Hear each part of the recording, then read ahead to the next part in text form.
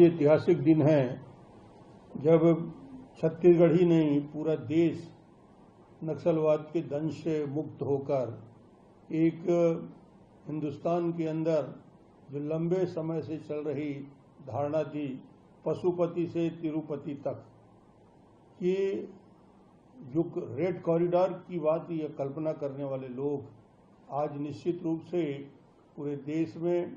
आम आदमी के मन में प्रसन्नता होगी और करीब करीब 20 करोड़ 12 करोड़ से ज़्यादा की आबादी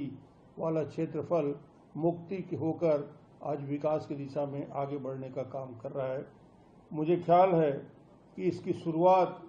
2014 में जब नरेंद्र मोदी जी इस देश के प्रधानमंत्री बने, एक दृढ़ संकल्प के साथ विकास के साथ साथ सुरक्षा और नक्सल प्रभावित क्षेत्रों में लगातार उनका संपर्क बस्तर आते रहे, बस्तर का आतंक रहा, यहाँ की योजनाओं की शुरुआत की, जवंगा की स्कूल में जाकर बच्चों से मिले, महिलाओं के साथ मिलकर यहाँ पे चरण पादुका की योजना की शुरुआत की और निश्चित रूप से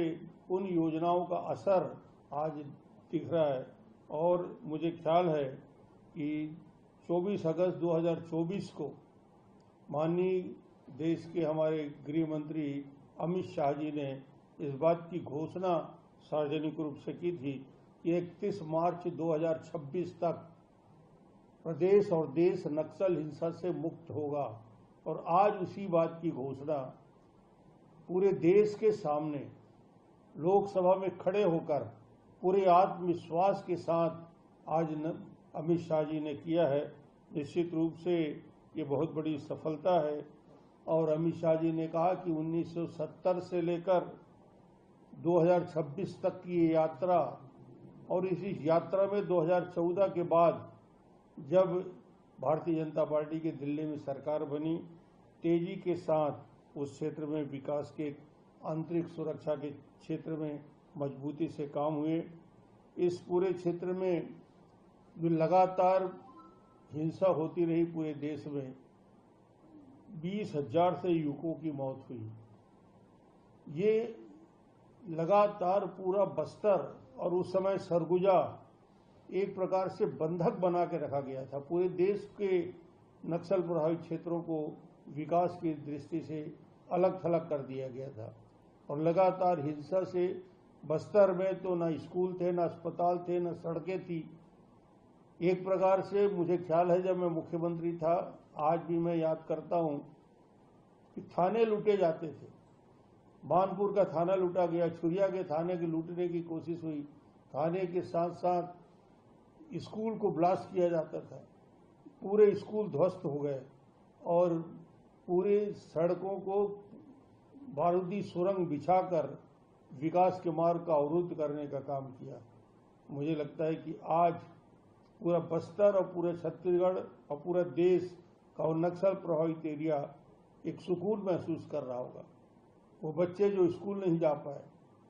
वो छोटे छोटे स्कूल जाने वाले बच्चे जिनकी ब्लास्ट से हाथ कट गए, पैर कट गए, आज उनको लगता होगा कि उनके लिए एक नया रास्ता खुला है। और ये निश्चित रूप से नया सवेरा, जहाँ बारूद की सुरंग फटा करती थी, जहाँ पे स्कूल उड़ा दिया करते थे, आज फिर से ढोल और मादर के गीत गूंजेंगे, बस्तर के लोग खुशहाली मनाएंगे और स्कूल के साथ साथ अस्पताल के साथ साथ सड़कें, इनका जाल बिछाने का काम माननीय प्रधानमंत्री जी ने जो विश्वास दिलाया है और जिन योजनाओं को लेकर जा रहे हैं, ये जितने भी नक्सल प्रभावित क्षेत्र में जहाँ जहाँ डेवलपमेंट के काम रुके हैं उनके सड़कों का जाल बिछाया जाएगा, स्कूल की स्थापना होगी, अस्पताल खोलने का काम वहाँ पे होगा। ये सारे डेवलपमेंट के काम एक साथ जो बस्तर में शुरू करने जा रहे हैं, तो निश्चित रूप से एक नए उत्साह के साथ बस्तर आगे बढ़ेगा। अमित शाह जी को, नरेंद्र मोदी जी को बहुत बहुत बधाई और शुभकामना देता हूं कि एक दृढ़ विश्वास के साथ जो घोषणा उन्होंने किया, वो घोषणा असंभव लगता था,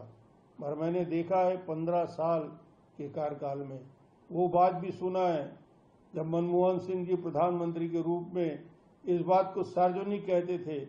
कि देश के लिए, देश की सुरक्षा के लिए नक्सली सबसे बड़ा खतरा है। जब प्रधानमंत्री उस समय की इस बात का एहसास उनको था कि नक्सलवाद देश के लिए सबसे बड़ा खतरा है प्रजातंत्र के लिए, और उसके बाद भी कदम नहीं उठाए गए। ये कांग्रेस की सरकार में नक्सलवाद लगातार बढ़ता रहा और आज छत्तीसगढ़ में जो हालात थे वो सरकार हमारी बनने के बाद बेहतर स्थिति आई। और मैं धन्यवाद देना चाहूँगा अमित शाह जी को, प्रधानमंत्री जी को। उन्होंने जो कहा था उसको करके दिखाया। अब विकास का नया दरवाज़ा खुल रहा है, नया सवेरा का उदय हो रहा है। निश्चित रूप से बस्तर वासियों को, नक्सल प्रभावित क्षेत्र के सभी वासियों को बहुत बहुत शुभकामना बधाई।